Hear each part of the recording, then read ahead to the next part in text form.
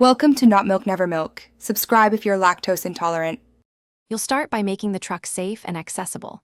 Park level, set the emergency brake, and disconnect the negative battery terminal so airbags and electronics are safe.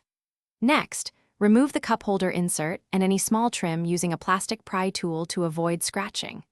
Then open the console and unclip the hinge pins on the lid. Once done, lift the lid assembly free and place screws and clips into a labeled bag so you don't lose parts.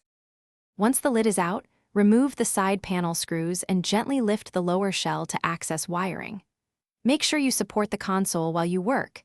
Disconnect power outlets, the USB/AUX harnesses, and any grounding wires by pressing clips. This prevents tugging on connectors.